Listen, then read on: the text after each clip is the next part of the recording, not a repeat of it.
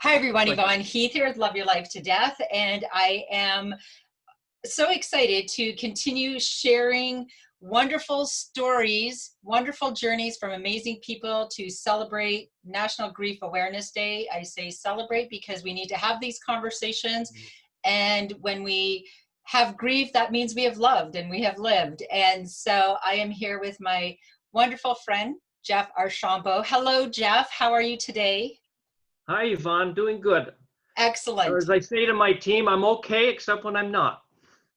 And isn't that, And that's those the way, both are okay. yes, exactly. I don't Jeff, know if I'm coming or going, so I just do both. well, that's, That's what that's, grief taught me. that's what grief, Grief and it taught me does that. teach you a lot, doesn't it? So, And so we've met. you taught us to say we are evidence that they matter. And that Ooh, has stuck with me, and I hand that on. That summarizes, it's a key nutshell phrase that helps me synthesize and say it. They are be, evidence that we are yeah, evidence that they mattered. yeah. All those losses. Thank Be you. the evidence that someone's life made a difference. And I Thank you love for that. that. And I love that you took that away. You came to my presentation in Sudbury. And then I was so honored to come to North Bay, Karen Strang, and you were part of her team with Esther and everyone who created the I Just Showed Up presentation. And it was so amazing. And it was right before this whole COVID pandemic hit. Just So before. just before. So I am so glad we've connected, Jeff. I'm in awe of your story. You're proof that not all heroes wear capes. You're one of my heroes, my friend, for so many reasons. I know that's not, but that's the way I see it, because so many reasons. You've taken your pain and your grief, turned it into passion and purpose. And as we've talked about, I'm passionate about the whole stigma, the whole eliminating the, real men don't cry, real men are strong, they don't grieve. Let's throw that Mm-hmm. out the window. And Yeah. Jeff, share a little bit about your experience and how you turned your pain, your grief into passion and purpose. Well, you have expressions that summarize profound teachings. We are evidence that they mattered, and all of our losses are evidence that something mattered when we get to it. Once we survive the initial horrors, and then get through, and then get back to the full story, and then joy again. We came up with a definition of happy. To be happy again means to feel alive. That came from my circle team called Grief Matters, when we do the grief recovery method. And the other piece is I had to learn to do another quote that I'll give to you that we developed, and it's, I had to become strong enough to be weak. Oh, Strong enough to love be weak. that. So men often need to do that. Our ideas of strength are that I had no emotions. I had to not feel them. I suppressed them. I avoided them. So I collapsed when I was 42 years of age in the presence of a large group of religious ministers, kickstarted my midlife stuff, I guess you'd call it, had to figure out counseling, how to talk from the inside, what the hell happened. And I had to learn to move from being a human doing to a human being, because workaholism was my big thing. Sure. Huge. Do, till I collapsed. And I had to go and I had to discover that in my foundations, I didn't have emotional safety because of certain family contexts. I had a wonderful family, but I did not have emotional safety. I grew up with there was fear and shame, black and whiteness, and my position in the family. I internalized all that in a certain way that I minimized my emotions, stuffed them, avoided them, everything on the planet. Not that anybody rushes to grief. If you're smart and your wisdom, you rush away from it. But you and I move towards it. We show up for it. We found a way. We've had to. People taught us, so we're not afraid of it. But I don't rush to it, but I can be with it as you are. Right. And that's what I had always done. I was there for everyone else's grief. Right. Did not know how to be there for mine. Over responsibility is the language I'd use now. Do, more. Yes. I did not know how to say no. I thought I had to be so strong. That's what strong was like. Go. So I had to learn to be strong enough to be weak, or other words, to be vulnerable. Yes. Vulnerable is about our wounds, our hurts, our fears, our anxieties. But when I collapsed, it was not easy. Oh, But I'm glad I did. I'm glad I survived, and I'm glad I grew then. Later, I was going to change my role. I was a chaplain for the psychiatric hospitals up here in the North Bay, up in Sudbury, and a huge region, 500,000 square. Loved it, 2001 to 2014. But it was taking a toll on my health. Turned 60, gave myself a birthday. I had a big decision to make, and another grief, let go of my wonderful work. I loved it. yes. A counselor helped me, gave me a book at the end, Grief Recovery Method. I took it, internally used it. I had decided when I left, I'm going to focus on grief care. There's not enough quickly to help people. Grief Recovery Method is one tool that I came across among many I've used. I never did groups in my life over grief. I conducted groups. I'm a group guru, Right. but never around grief. So this method, I threw it out, piloted it, experienced good things, and that led me to that's what I'm doing. It's my passion. But little did I know, you know how this goes, I bet. You say yes to the universe. Oh, so the universe said, do you want to focus on grief? Oh, yeah. So in the past 5 years, we came to the door in spades. Right. And the School of Life, I have other credentials, but the School of Life credentials, nothing matches. And if we can survive that and grow from it, then our life has changed forever. Oh, my goodness. Absolutely. So each loss changes us in ways that we may or may not have realized. And I find the work I do, people come with a presenting grief, the one that's bringing them finally to some point. But often we have to go back to our whole grief journey. What did we do with that?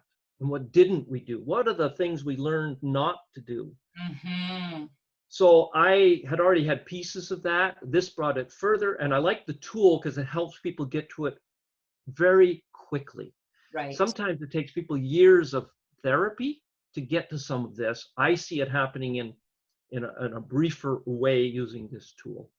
I think that not to oversell it, but that's what's worked for you, and that's what you've seen has worked for others. And when I read a little bit about, I thought, well, I know Jeff, but let me read about Jeff. And when I think of your experience, your own journey through a wide range of personal collapse due to incompletion around losses, yes. and mind-bending losses, waves of complex, soul-wrenching grief realities. I mean, you have known suffering personally, and without being too nosy, can you share some of what you're talking about? Because I feel like when we share when we're vulnerable, we kind of show that it's okay to share our stories. And so what are some of the personal losses you've experienced? Yeah. Well, 2013, my mom died on my father's birthday. They were both elderly. I knew I was losing her. I went to see her and got to say goodbye. If I had not worked through some of my relationship issues to my mother, I wouldn't have been able to do that. Right. My collapse led to a lot of that earlier. So that 2013 with my mom, I said, this feels different, doesn't it? Yes. She had beginnings of dementia as well. And I knew I was losing her to that or to actual death. Death happened. I said goodbye. I was able to show up, be there with her. Moving forward, the next year, it was time to exit my institutional work. I got to a point that the changes were too many, too fast. On point of life, I had to make a change. I got counsel, and that was a big loss. The conflicting feelings. It's big. And that's our definition. Conflicting feelings. Caused by the end of or change in a familiar pattern of behavior. Yes, it isn't just about facing end of life. It's all losses and transitions and changes, isn't it? Every one of them might have grief attached, even when we choose it. So I was choosing this, but I was choosing a painful choice. Absolutely. I decided to focus on grief doing memorials and celebrations of life, do them on the streets, do them on decks, do them everywhere, do them in funeral homes. I had a lifetime of doing that, being with people at that part of their grief journey. Mm-hmm. And then my wife got ill. Right. Took us on a mind-bending journey through hell. And then Winston Churchill said, when you're going through hell, keep going. We did it together, showed up every bit of it. I did not collapse. We together were living to die in 2016. And we got through it all through 4 different big healthcare systems, home care. We tried to die at home, dodged many bullets, horrible surgery, misdiagnoses, good stuff and bad stuff along the way. Yes. Enormous journey. She went into the light the morning of February 3rd, 2017. I don't know how we got through it. We together were losing her in pieces. We navigated all kinds of healthcare systems and gaps, but we did it. Yeah. And had miracles side by side with horrors. Got a little break here and there. I would go scream into Lake Nipissing's winds. When I had finally a little break, I went down to meet a couple people in North Bay. Had to set up some caregivers. And I have to tell you, every little care that a person gives, the systems are often faulty. All of them fail us. Political, family, legal, medical. We have to work through forgiveness and coming to a comfort there. But every action of care that a person gives anywhere keeps care alive and well. The systems are all messed up, endlessly changing, but people in them doing little acts save us. You were a nurse. That's what you did. I know you did. The systems were flaring around, but you managed to bring it in many, many moments. I remember the ones whose little care, and they said, oh, I didn't do anything. I said, you know what? That moment you did that, you have no idea how it saved me for a little while right then and got me through. And I will never forget them. It is all about kindness and a little gesture. Kindness, a little caring. A little caring. Absolutely. Beautiful. Every bit of that. Beautiful. So we were living to die, and we did. Because I had time to prepare, it was not sudden. It was horrible, but it was not sudden. And because we had both lived with lots of death and dying in our lives and work, part of it was very familiar and not a shock to us. Right. I don't know if that makes sense. So we didn't have to work through that part. Many people I work with have to complete lots of other pieces. They're incomplete. They have to find what it was that was not completed. Anger, hurt, frustration, and go back and find a way to let it go. The word let it go is easy, but we use the word complete to complete something when we discover what it is. Yes. So I'm really into that. My grief was like your slideshow uses something that includes this. You recognize that from your slideshow? Lift it up, lift it up. Yeah. So people think the stages of grief, right, are very, so here's they're nicely, neatly named and organized. Isn't it lovely? Yeah. So what does it really look like? Yeah, let's see.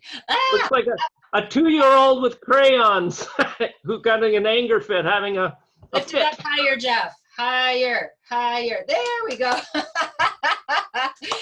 That is what grief really looks like. It's a hot mess. It's unpredictable. It's all over the map. I love that you've shown that. It's so true, right? Because we do think it's going to be this linear, neat and tidy, and we'll get through. I had a friend whose son died, said, like, so I've been doing these stages and I've gone through, like, when am I done? And I thought, oh, you poor naive person. It doesn't work that way. You know, grief doesn't, you build your new life around your grief. Or all the people who say, I should be, I should this. As soon as I hear the word should, like you do, or but, I pause and try to rewind and say, we don't should on ourselves. You should never should on yourselves. It's just, you should not. And again, back to like men in particular, I know that we're moving towards a better culture where truly the most courageous thing that men can do, and women, but men, is be vulnerable and recognize your humanness. And, you know, truly, you are showing so much strength by being vulnerable and being a very wonderful example to the boys and younger men in your life, because we do not have to suffer in silence and isolation, and we're be strong. Let's just get through this together. And what you do is so incredible with your grief work. And men are, what are some of the experiences? Are men opening up and coming to your program? Not in droves. Yep. It's always harder to get. When you're male challenged, I use that to be funny. Less likely to be as easily talking. Now, it depends on your age and the culture you come from and all kinds of things. I'd like to think more people are, but we have fewer men than women. Yeah. So yesterday there were 3 that came, and there are 2 others who are probably going to join us, and that's enormous. I'm thrilled. I'm going to say right here, right into the camera, to all the men out there, it is okay to be human. It is okay to experience the wide range of life's emotions: happiness, sadness, grief, joy, sorrow, pain. It's all part of this journey. And the greatest gift that you can give yourself, the people you care about, is to acknowledge and allow all of those feelings. That's what makes you strong. Yeah. In my experience, men either go very silent and quiet and bear it alone and are isolated and alone with it, bury it in things that are addictive, Addiction. substitute things. That's normal, natural. It happens a lot. I had a period in my life where I didn't deal with my anger, but I drank a lot of beer, and I could have become alcoholic. I fortunately didn't, but I could have easily, and I understand lots about these things. Also, some people feel they're disloyal if they talk, you know. Of course. Others were just told, you know, be a man, suck it up. Well, suck it up, buttercup. Yeah, But that doesn't work that way. Don't air your dirty pull up your bootstraps. Or you grew up in an abusive situation, you know, I'll give you something to grieve about or cry about. You were told not to cry. Yeah. Real men don't cry. So there's many pieces in there. And I think another one for me is a lot of people, they stay in the anger and men can get to anger, not that women don't, it's differently, maybe differently, but get to anger because anger's energy is easier to deal with than the sadness that is underneath. Absolutely. Everybody avoids sadness. Absolutely. And I'm dealing with relatives who are still in anger energy and are coming after me legally and annoying me with all kinds of things. But I know underneath it is grief. Oh, my goodness. I know when they go up one side of me and down the other, it has nothing to do with me. They are in grief and there's anger, and I can't work it out with the people closest to me. It's often we can't in our own families. We're too close, or there's too much pain, or there's too much grief. We need some other people outside our regular circles. So often men do need someone else to talk to, be it other men or even other women. There's no rule of thumb. They do need to talk, and they probably have to go outside their regular circles to do so. I couldn't agree more. And on that note, Jeff, I cannot thank you enough for the work that you do, for being a light in this world. How could people get a hold of you if they would like to have a conversation with you? I've got a website if they want that. Yes, what is your website? griefandspiritualcare.ca. griefandspiritualcare.ca. I'll also post that because I know that you have wonderful resources. You're a wonderful person to talk to, and you're being a light in this world. And especially on National Grief Awareness Day, we need to be aware that grief is a part of this journey, and normalize these conversations, both men and women. Men. And I have a team called Grief Matters, and there's 4 graduates from these programs who are also sharing. We're a team now doing the griefrecoverymethod.com. That you can also go there for that particular tool. Anybody can use that tool. Go to that tool, use it. Yeah. Jeff, thank you so much. I so thank you, and I look forward to connecting again. So Good thanks. to see both of you, and we'll be in touch. All right. Bye for now. Yay to the north. Yay to the north. Bye. Adios. That was awesome. We